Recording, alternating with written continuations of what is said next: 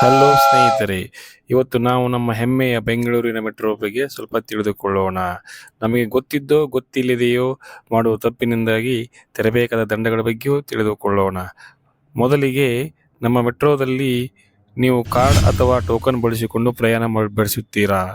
ಆದರೆ ನೀವು ಅಕಸ್ಮಾತಾಗಿ ಕಾರ್ಡ್ ಅಥವಾ ಟೋಕನ್ ಅನ್ನು ಕಳೆದುಕೊಂಡರೆ ಅದು ಟಿಕೆಟ್ ರಹಿತ ಪ್ರಯಾಣಕ್ಕೆ ಸಮಾನವಾಗಿ ತೋರ್ಪಡುತ್ತದೆ. ಆದ್ದರಿಂದ ನೀವು ಮೆಟ್ರೋದಲ್ಲಿ ಅದಕ್ಕಾಗಿ ₹200 ದಂಡ ಮತ್ತು ಟೋಕನ್ನಿನ ಮ್ಯಾಕ್ಸಿಮಮ್ ಚಾರ್ಜ್ ಕೊಡಬೇಕಾಗುತ್ತದೆ.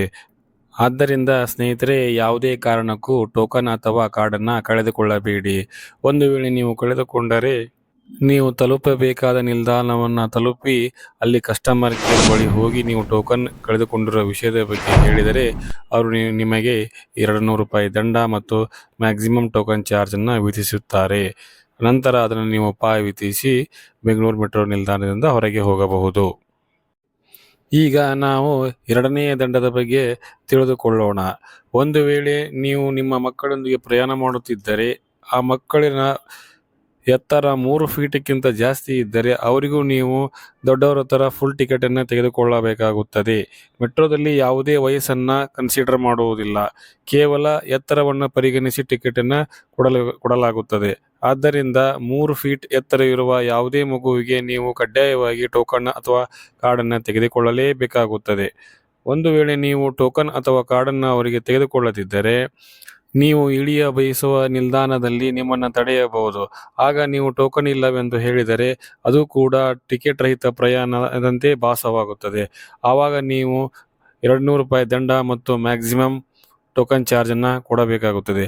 ಆದ್ದರಿಂದ ಸ್ನೇಹಿತರೆ, ಯಾವುದೇ ಕಾರಣಕ್ಕೂ ನೀವು ಮಕ್ಕಳಿಗೆ, ಅದು ಕೂಡ 3 ಫೀಟ್ ಎತ್ತರ ಇರುವ ಮಗುವಿಗೆ ಕಡ್ಡಾಯವಾಗಿ ಟೋಕನನ್ನು ತೆಗೆದುಕೊಂಡು ಪ್ರಯಾಣ ಮಾಡಿ. ಸ್ನೇಹಿತರೆ, ಈಗ ನಾವು ಮೂರನೇ ದಂಡದ ಬಗ್ಗೆ ತಿಳಿದುಕೊಳ್ಳೋಣ. ನೀವು ಯಾವುದೇ ಮೆಟ್ರೋ ಸ್ಟೇಷನ್ನಲ್ಲಿ ಟಿಕೆಟನ್ನು ತೆಗೆದುಕೊಂಡರೆ ನೀವು 30 ನಿಮಿಷದ ಒಳಗೆ ಆ ಸ್ಟೇಷನನ್ನು ಎಂಟ್ರಿ ಮಾಡಿರಲೇಬೇಕು. ಇಲ್ಲವಾದರೆ ನೀವು ₹5 ಪೆನಾಲ್ಟಿಯನ್ನು ತೆತ್ತು ನೀವು ಎಂಟ್ರಿ ಪಡೆಯಬೇಕಾಗುತ್ತದೆ. ಹಾಗೆಯೇ ಇನ್ನೊಂದು ವಿಷಯ, ನೀವು ಯಾವ ನಿಲ್ದಾಣದಲ್ಲಿ ಟೋಕನನ್ನು ತೆಗೆದುಕೊಂಡಿರುತ್ತೀರೋ ಅದೇ ನಿಲ್ದಾಣದಿಂದ ಪ್ರಯಾಣಿಸಬೇಕು.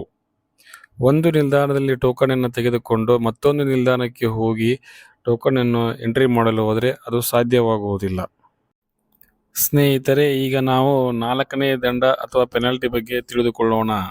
ಒಂದು ಸಲ ನೀವು ಟೋಕನ್ ತೆಗೆದುಕೊಂಡು ಒಂದು ಸ್ಟೇಷನ್ನಲ್ಲಿ ಎಂಟ್ರಿ ಆದರೆ ನೀವು ಅದೇ ಸ್ಟೇಷನ್ನಿಂದ ಒಂದು ವೇಳೆ ನೀವು ಹೊರಗೆ ಬರಬೇಕೆಂದುಕೊಂಡರೆ ನೀವು 20 ನಿಮಿಷದ ಒಳಗಾಗಿ ಆ ಸ್ಟೇಷನ್ನಿಂದ ಎಕ್ಸಿಟ್ ಆಗಬೇಕು.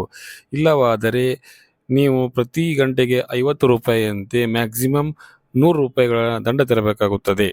ಹಾಗೆಯೇ ನೀವು ಒಂದು ನಿಲ್ದಾಣದಿಂದ ಎಂಟ್ರಿಯಾಗಿ ಮತ್ತೊಂದು ನಿಲ್ದಾಣಕ್ಕೆ ಎಕ್ಸಿಟ್ ಆಗಲು ನಿಮಗೆ ಮ್ಯಾಕ್ಸಿಮಮ್ ಇರುವ ಕಾಲಾವಕಾಶ 2 ಗಂಟೆ. ಒಂದು ವೇಳೆ ನೀವು 2 ಗಂಟೆಯ ಒಳಗಾಗಿ ಯಾವುದೇ ಮೆಟ್ರೋ ನಿಲ್ದಾಣದಿಂದ ಹೊರಗೆ ಹೋಗದಿದ್ದರೆ ಆವಾಗ ಕೂಡ ನೀವು ಪ್ರತಿ ಗಂಟೆಗೆ ₹50 ಅಂತೆ ಮ್ಯಾಕ್ಸಿಮಮ್ ₹100 ದಂಡವನ್ನು ತೆರಬೇಕಾಗುತ್ತದೆ. ಸ್ನೇಹಿತರೆ, ಈಗ ನಾವು 5ನೇ ದಂಡ ಅಥವಾ ಪೆನಾಲ್ಟಿ ಬಗ್ಗೆ ತಿಳಿದುಕೊಳ್ಳೋಣ. ಈಗ ಹೆಚ್ಚಾಗಿ ಎಲ್ಲರೂ ಮೊಬೈಲಲ್ಲಿ QR ಕೋಡ್ಗಳನ್ನು ಖರೀದಿಸಿ ಮೆಟ್ರೋದಲ್ಲಿ ಪ್ರಯಾಣವನ್ನು ಬೆಳೆಸುತ್ತಾರೆ. QR ಕೋಡನ್ನು ಅವರು ನಮ್ಮ ಮೆಟ್ರೋ ಆ್ಯಪ್ ಮುಖಾಂತರ, ಪೇಟಿಎಂ ಮುಖಾಂತರ ಅಥವಾ ವಾಟ್ಸಪ್ ಮುಖಾಂತರ ಪಡೆದುಕೊಂಡು ಪ್ರಯಾಣ ಬೆಳೆಸುತ್ತಾರೆ. ಟಿಕೆಟ್ ಕೊಂಡಾಗ ಅವರಿಗೊಂದು QR ಕೋಡು ಜನರೇಟ್ ಆಗಿರುತ್ತೆ. ಅದನ್ನು ಅವರು ಎಂಟ್ರಿ ಗೇಟ್ ಬಳಿ ತೋರಿಸಿದಾಗ ಅವರು ಎಂಟರ್ ಆಗಿ ಹೋಗಿರುತ್ತಾರೆ. ಆದರೆ ಅವರು ಮಧ್ಯದ ಪ್ರಯಾಣದ ಹೊತ್ತಿನಲ್ಲಿ ಅವರ ಮೊಬೈಲ್ ಸ್ವಿಚ್ ಆಫ್ ಆಗಿರಬಹುದು. ಆ ಒಂದು ವೇಳೆಯಲ್ಲಿ ಕೂಡ ನೀವು ಎಕ್ಸಿಟ್ ಗೇಟ್ ಬಳಿ ಬಂದಾಗ ಅಲ್ಲಿ QR ಕೋಡನ್ನು ತೋರಿಸಲೇಬೇಕಾಗುತ್ತದೆ. ಒಂದು ವೇಳೆ ನಿಮ್ಮ ಮೊಬೈಲ್ ಸ್ವಿಚ್ ಆಫ್ ಕಂಡೀಷನಲ್ಲೇ ಇದ್ದರೆ ನೀವು QR ಕೋಡನ್ನು ತೋರಿಸಲಾಗುವುದಿಲ್ಲ. ಹೀಗಾಗಿ ಅದು ಕೂಡ ಟಿಕೆಟ್ ರಹಿತ ಪ್ರಯಾಣಕ್ಕೆ ಸಮನಾಗುತ್ತದೆ. ಆವಾಗ ಕೂಡ ನೀವು 200 ಪೆನಾಲ್ಟಿ ಮತ್ತು ಮ್ಯಾಕ್ಸಿಮಮ್ ಟೋಕನ್ ಚಾರ್ಜನ್ನು ತೆರಬೇಕಾಗುತ್ತದೆ. ಆದ್ದರಿಂದ ನೀವು ಯಾವುದೇ ಕಾರಣಕ್ಕೂ ನಿಮ್ಮ ಮೊಬೈಲ್ ಸ್ವಿಚ್ ಆಫ್ ಆಗುವ ಥರವಿದ್ದರೆ QR ಕೋಡನ್ನು ಖರೀದಿಸಲೇಬೇಡಿ.